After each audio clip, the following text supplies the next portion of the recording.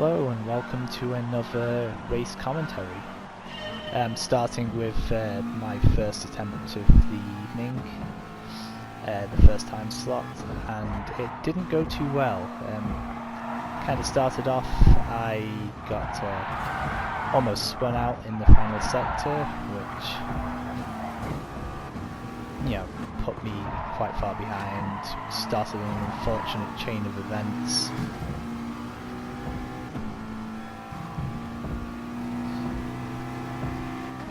And they all got penalties to make it worse, and then the same people around me still, you can see he's going for a move up into this corner, so I aim to give him space, take a slightly wider line in and get rammed by the next person, in which I get a penalty for being rammed. Note that I leave space here while on the inside,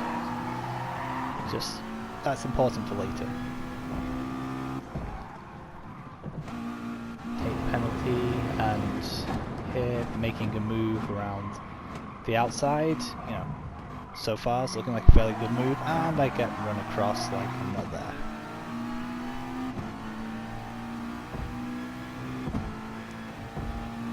Might be easy to tell I got fairly salty while all this was happening. This move I got a bit of a tap from behind, so I'm out of line here, so I'm kind of running wide in each section, and then the Audi behind moves into the space that was always closing, and contact physics send him into the wall, which gives me a penalty. And here again, I can see the move coming, but just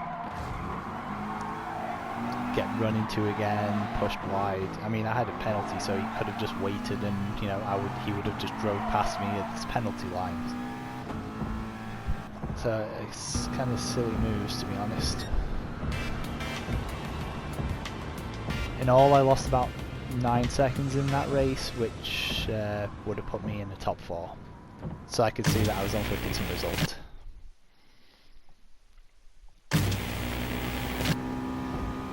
Going into my qualifying for race 2.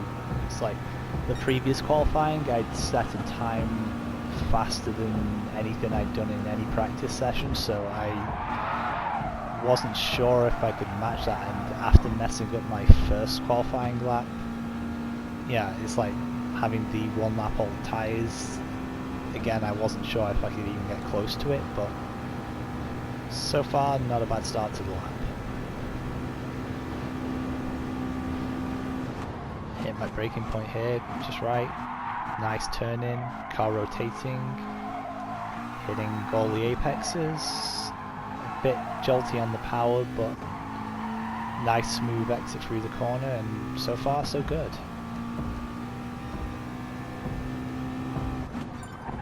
Downshift, nice turn in. I might have lost a bit too much speed through that apex speed through that corner, but I managed to build it back up again on the exit, so it wasn't too bad.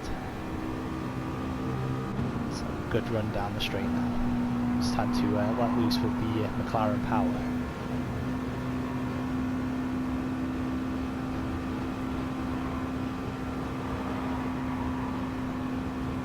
Coming up to the hairpin, I'm aiming for the 150 board. Hit that just about right. Slight loose rear end on turning, but managed to keep it under control fairly early on the power. Nice exit.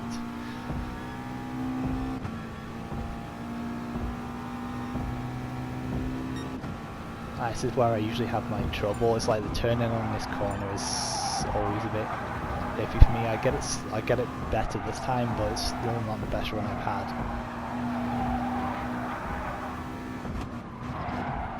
In practice I've been losing like half a second in this sector alone, so I managed to keep it fairly clean through that run, and coming up to the finish line, and I'm only a few hundredths off my previous qualifying time.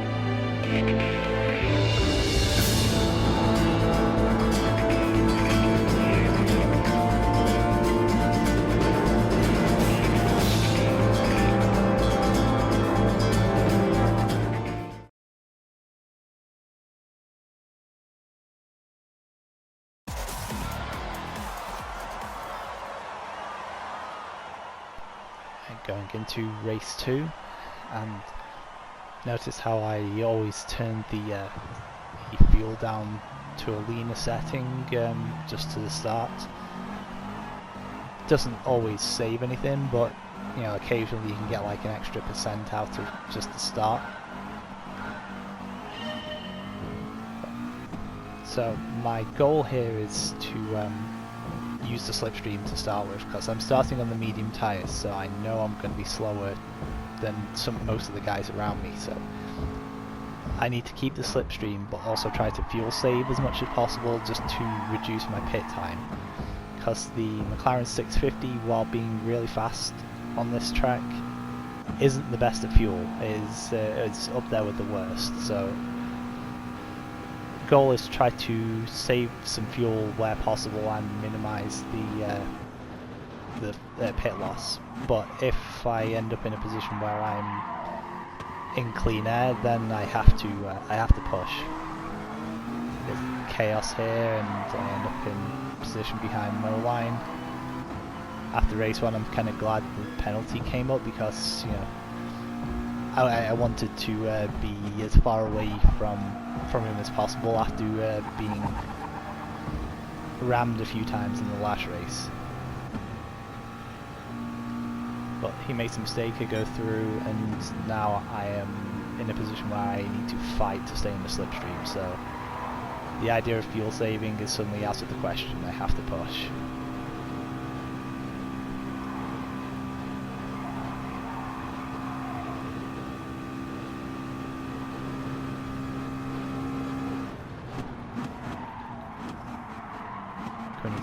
I go a bit too deep, and then I'm now dropping back to the point where the slipstream is going to be very difficult to keep, so I've got to try to maintain the gap behind and close the gap in front. It's the only thing I'm thinking at this point. I've got to hook everything up, I've got to move forward.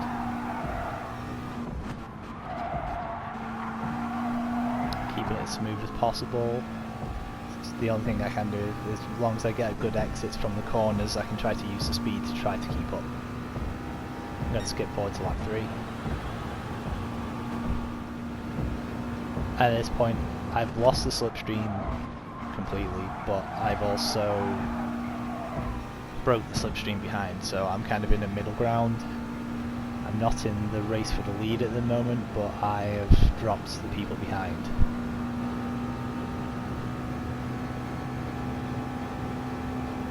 But as you can see, I noticed the penalties on some of the people in front. I was close enough in a few of the corners previously to see some of the penalties, and I was hoping that would be enough to drop them back into, drop me into slipstream position again, which turns out I was right. It dropped me just close enough, and then with the mistake from the BMW up in front, the pole sitter, it definitely caught me back in. So being behind him, I don't want to make a move on him. I know he's most likely on the softer tyre, and he was the pole sitter, so he has speed. So if I can hold the slipstream to him, he's going to pull me closer to the front. So I'm not wanting to make any sort of moves on him.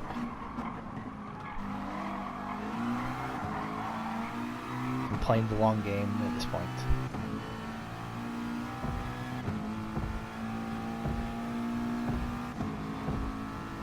Definitely going to start to short shift more, as you might be noticing. Just doing that fuel saving that I was mentioning on the earlier laps that I've been wanting to do.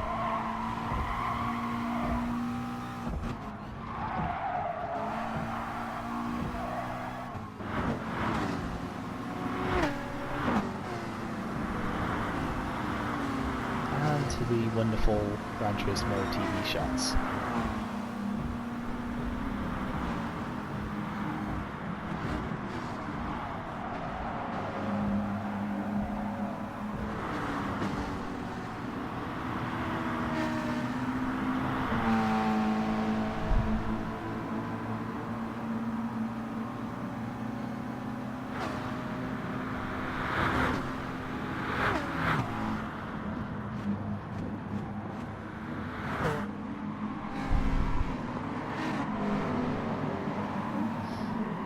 as you can probably see, there's a few guys in front with a penalty, and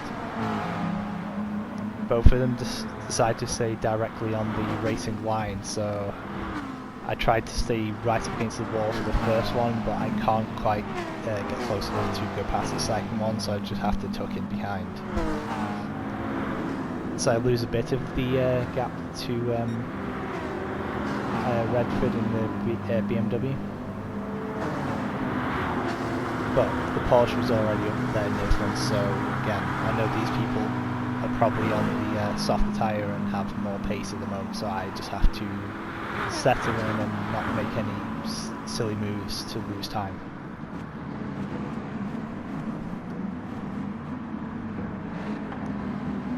I'm kind of praying that they don't fight each other too much, because as you can see, it's like the Porsche makes the move on the BMW, and because of the slight contact on the inside, the BMW gets a penalty for being hit.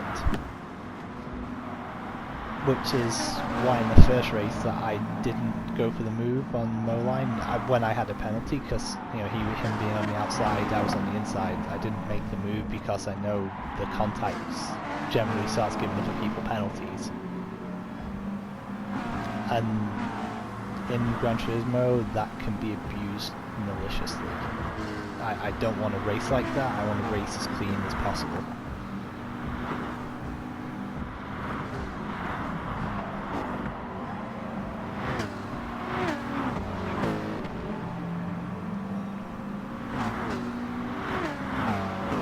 So with the BMW having a penalty in front, I'm really hoping he doesn't drop too far back from the Porsche, but I also know I'm pitting this lap, so it's not the biggest deal losing the slipstream, but I would rather still have it down the long straight.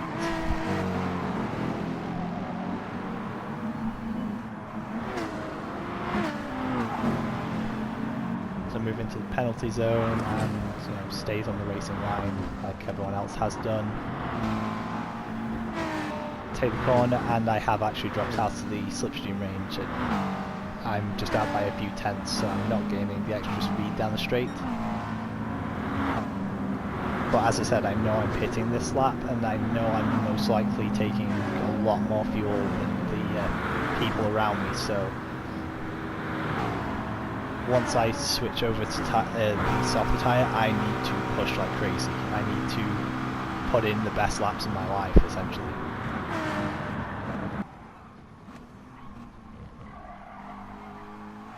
I should get a really good pit entry on that run. As you can see, I need a lot of fuel. It's like the Porsche generally probably only needs about half of that at most.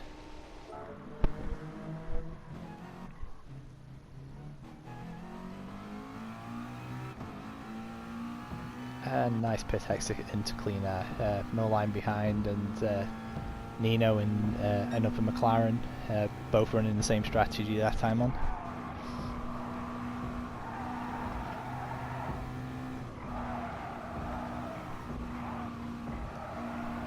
Still a bit tentative in this final sector with the fresh tyres. They still need to warm up a little bit. But I get a good exit out the final corner, and now it's time to push.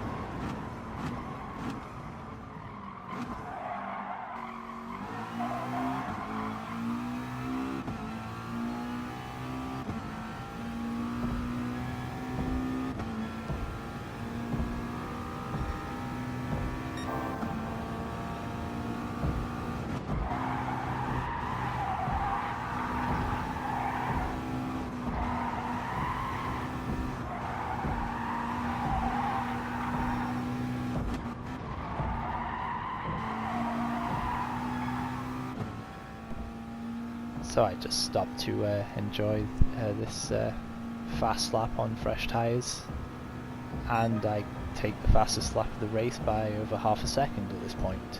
So I know I'm gaining on the people in front. It's time for a jump forward.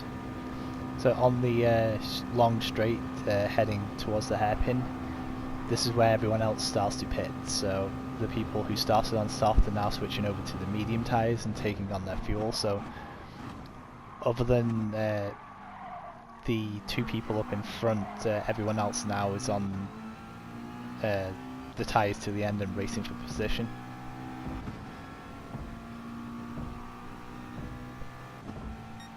So I can see it's like this is the fight for essentially the lead now.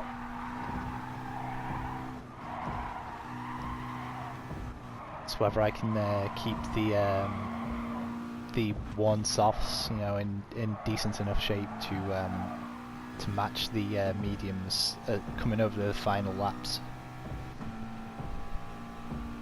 But I'm in the slipstream, so you know, as long as that's the case, I know the soft tyres are never really going to drop too far back.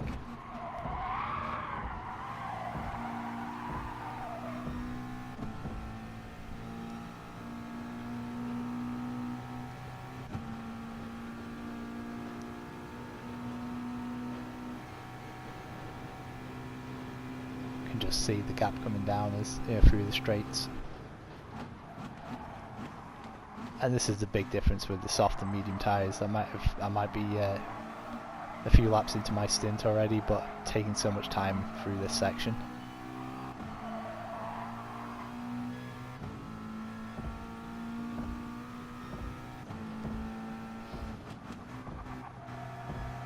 And again, being behind the Porsche up in front was the one who started off the chain of events in race 1 when he almost spun me in the final sector, so it's another one I was wary about racing too hard. So if I was going for a move, I wanted to make sure the move would stick.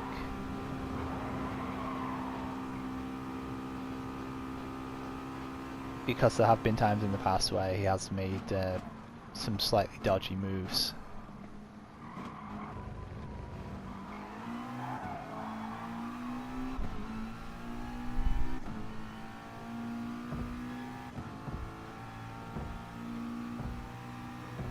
Still closing down the gap and improving on my my fastest lap slightly.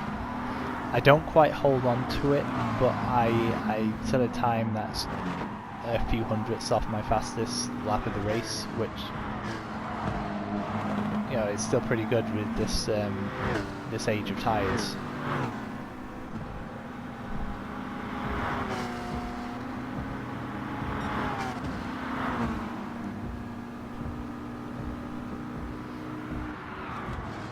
As you can see, the Lambo behind is starting to drop back a bit, so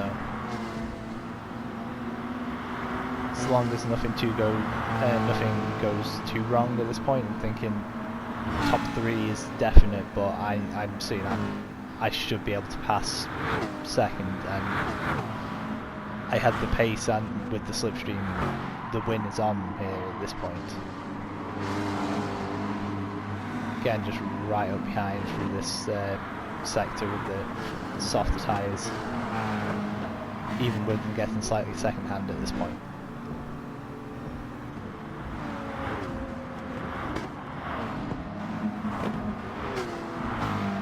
Because with the initial fuel saving and the McLaren needing so much fuel, I had to run one less lap on the softs than I would necessarily have liked, so I was able to push them a lot harder than, you know, otherwise I would have done.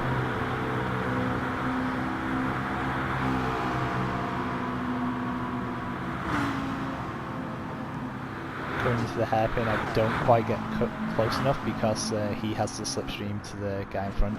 But under braking, I lock the rear a bit and start to slide. I make slight contact, but after the contact I wait and I don't get on the throttle so I can let him get off in front. And then as I'm right behind him, I start short shifting below the rev bar just to make sure I don't get in a position to overtake him from contact. So I follow him through the section. Because of that, the Lambos close right back up. And the Porsche had a really bad sector 3 as well through the S's.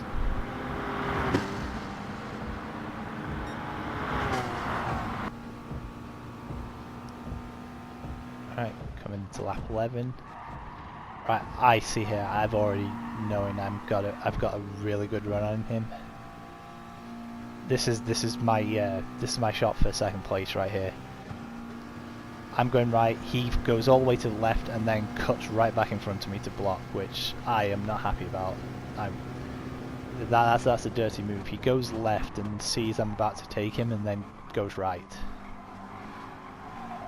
And because of that, the Lambo pokes his nose up inside, but unlike what I did with Moline in the first race, he just barges into me, and because of the contact I get a 2-second penalty, which flashing lights, as you can see, I'm not happy about. So even though I'm angry at this point, my focus is now right. I'm not winning, I'm looking to the gap behind. I'm thinking, right, just keep going, keep the slipstream, hope these guys push on, because I don't want to lose the gap to the person behind.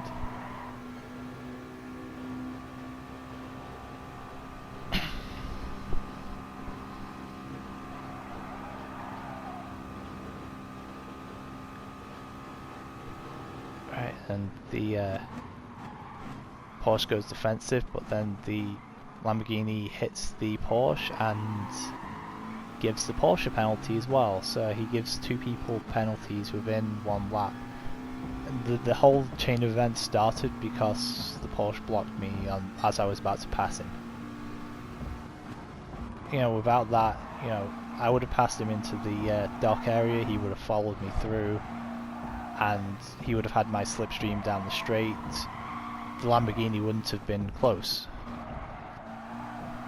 So we end up in a position where the Lamborghini's going to get an easy second, the Porsche's going to be third, I'm going to be fourth, and hoping not to drop too far back to the people behind. Whereas the positions would have been, the 3 positions would have been reversed. I would have been second, and fighting for the front. So I kind of got cheated out of a realistic shot of going for the win in this race. Even recording this a day later, I'm still kind of slightly annoyed about, because yeah, I don't have that many wins, and you know, having a good run like this, it's like I wanted, you know, maybe top 5 as a result would have been happy with, but being on for a win then suddenly not to have that is just kind of not a nice feeling. Take the penalty, and now I'm noticing that the guy behind is now within the slipstream zone, so I just need to hope I can keep that gap. It's only just in the slipstream zone, so I'm not overly worried at this point. If it drops below a second, that's when I would be worried.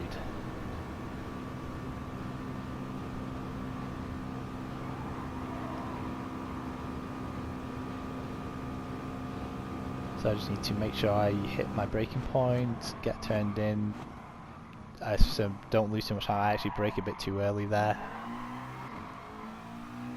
But nice smooth run out of the corner, I've got the gap behind, so I don't need to push too hard through the final sector. I'm not making up a place to the people in front now.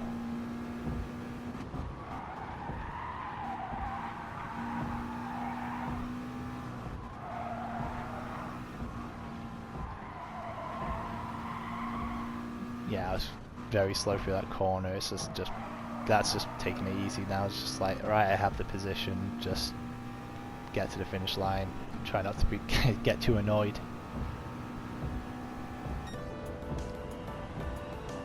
And over the finish line, I tried to work out roughly how much time I lost. I worked out a 4-second loss, and I was within 4 seconds of the leader, so with having the slipstream without getting blocked on lap 11. The win was on. As I said, 4th, good result. Move on to the next race.